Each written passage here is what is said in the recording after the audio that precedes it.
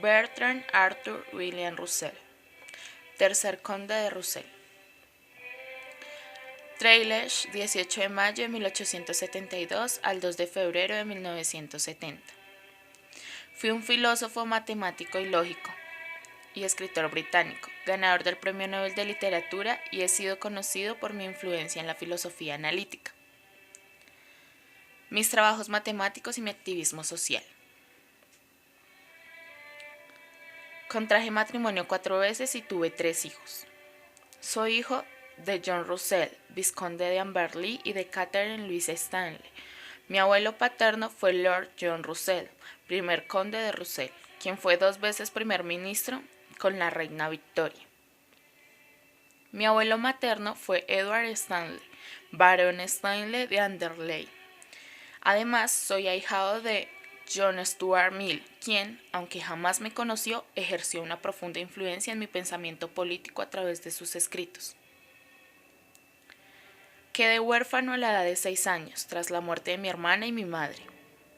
Seguidamente mi padre, quien no pudo recuperarse de la pérdida de su esposa e hija, y finalmente se dejó morir en 1878. Yo y mi hermano Frank nos mudamos a Pembroke Lock, Lady, una residencia oficial de la corona donde por favor real viví con mi abuelo Lord John y la abuela Lady Russell, quien fue la responsable de educarme.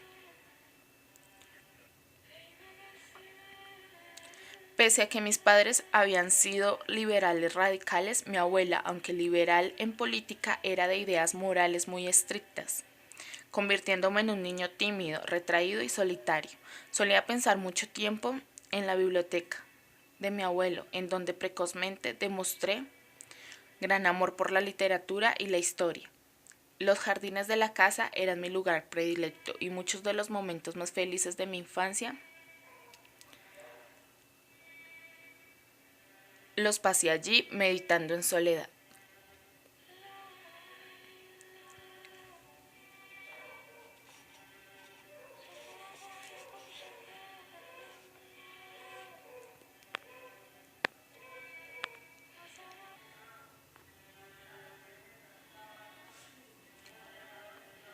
Posiblemente he sido el filósofo más influyente del siglo XX, al menos en los países de habla inglesa. Fui considerado, junto con Gottlob Frege, como uno de los fundadores de la filosofía analítica. También soy considerado uno de los lógicos más importantes del siglo XX. Escribí sobre una amplia gama de temas, desde los fundamentos de las matemáticas y la teoría de la relatividad del matrimonio, los derechos de las mujeres y el pacifismo. También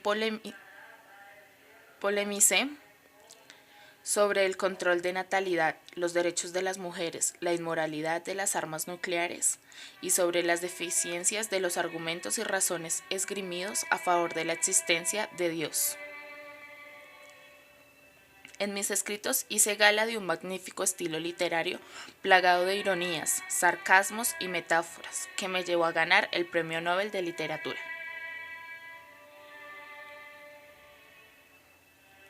Fui reconocido como uno de los fundadores de la filosofía analítica. De hecho, inicié diversas vías de investigación a principios del siglo XX.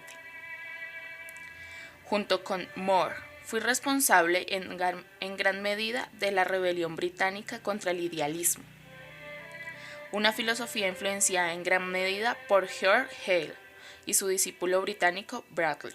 Esta rebelión tuvo repercusión 30 años después en Viena, en la llamada Rebelión en contra de la metafísica, encabezada por los positivistas lógicos. Yo estaba especialmente disgustado por la doctrina idealista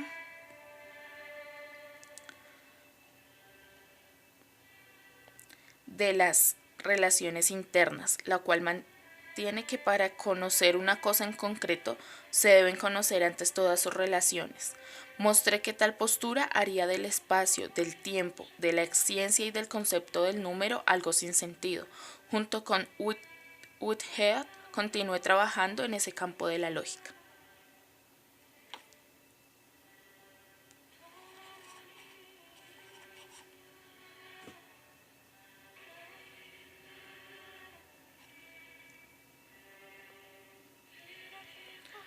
Moore y yo nos esforzamos para eliminar las suposiciones de la filosofía que encontramos absurdas e incoherentes, para llegar a ver claridad y precisión en la argumentación por el uso exacto del lenguaje y por la división de las proposiciones filosóficas en componentes más simples. En particular, vi la lógica y la ciencia como la principal herramienta del filósofo. Por tanto, a diferencia de la mayoría de los filósofos que me precedieron y a mis contemporáneos, no creí que hubiese un método específico para la filosofía. Creí que la principal tarea del filósofo era clarificar las proposiciones más genéricas sobre el mundo y eliminar la confusión. En particular, quería acabar con los excesos de la metafísica. Opté los siguientes métodos. Del filósofo Guillermo de Ockham sobre el principio de evitar la multiplicidad de entidades para un mismo uso. La navaja de Ockham como parte central del método de análisis y el realismo. Quizá el tratamiento de análisis filosófico más sistemático y metafísico se halle en mi logicismo empirista, evidente en lo que llamé atomismo lógico.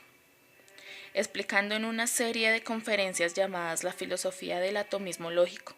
En esos discursos expuse mi concepto de un lenguaje ideal, isomórfico, uno que reflejaría el mundo donde nuestros conocimientos pueden ser reducidos a términos de proposiciones atómicas y sus componentes de función de verdad, lógica matemática. Para mí, el atomismo lógico es una forma radical de empirismo. Creía que el requerimiento más importante para tal lenguaje ideal es que cada proposición significativa se construya con términos que se refieran directamente a los objetos.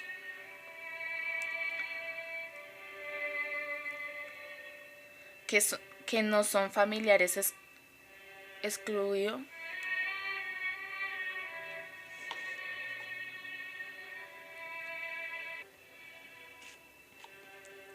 Excluí ciertos términos lógicos y formales como todos, el o la, es y así otros, de mi requisito isomórfico, pero nunca estuve completamente de acuerdo y satisfecho respecto de nuestra comprensión de tales términos.